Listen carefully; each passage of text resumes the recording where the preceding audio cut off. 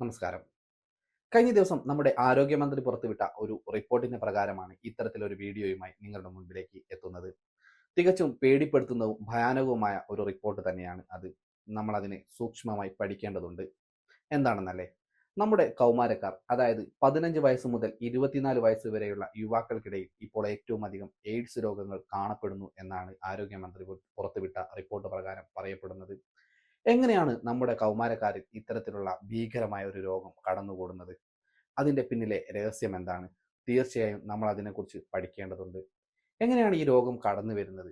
നമ്മുടെ കൗമാരക്കാർ എങ്ങനെയാണ് ഇതിലേക്ക് എത്തിപ്പെടുന്നത് എന്നതൊക്കെ നമുക്ക് വളരെ ലളിതമായി തോന്നുന്ന ഒരു കാര്യമാണെങ്കിലും ഇതിൻ്റെ ഉള്ളിൽ ഒളിഞ്ഞിരിക്കുന്ന ഭീകരത നമ്മൾ തിരിച്ചറിയേണ്ടതുണ്ട്. HIV എന്ന് പറയുന്ന രോഗം ആളുകളിലേക്ക് എത്തിപ്പെടുന്നത് രണ്ട് മൂന്ന് തരത്തിലുള്ള ഉപയോഗങ്ങൾ കൊണ്ടാണ്.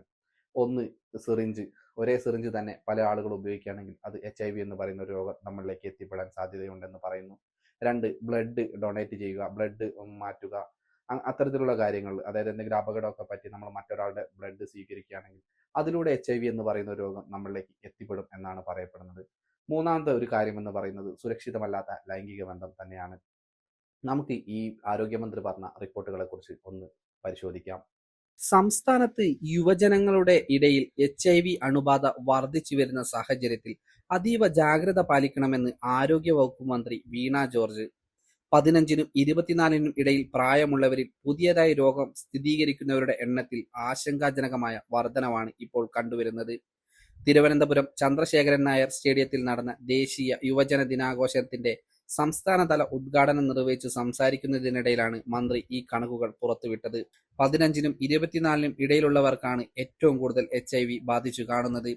2022-ൽ 9% ആളുകളിൽ മാത്രം കണ്ടിരുന്ന HIV 2022-ൽ 2% മാത്രമായി ചുരുങ്ങിയിരുന്നു.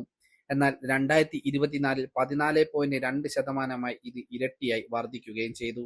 എന്നാൽ 2025 ഏപ്രിൽ ഒക്ടോബർ മാസത്തെ കണക്കെടുപ്പിൽ ഏകദേശം 15.4% ആളുകളിലാണ് HIV കണ്ടുവരുന്നത്.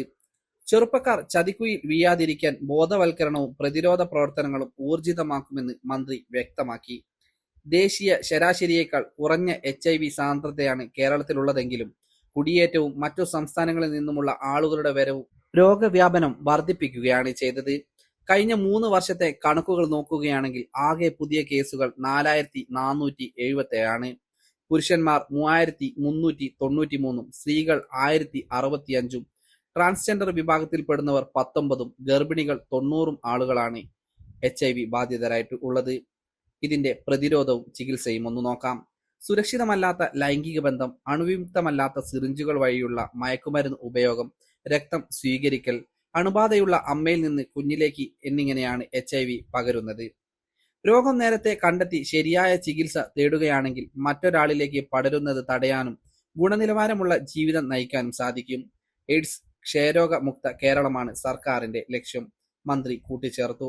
Kerala state AIDS control society വഴി വിപുലമായ ചികിത്സാ പരിചരണ പദ്ധതികളാണ് സർക്കാർ ഇപ്പോൾ നടപ്പിലാക്കി വരുന്നത്.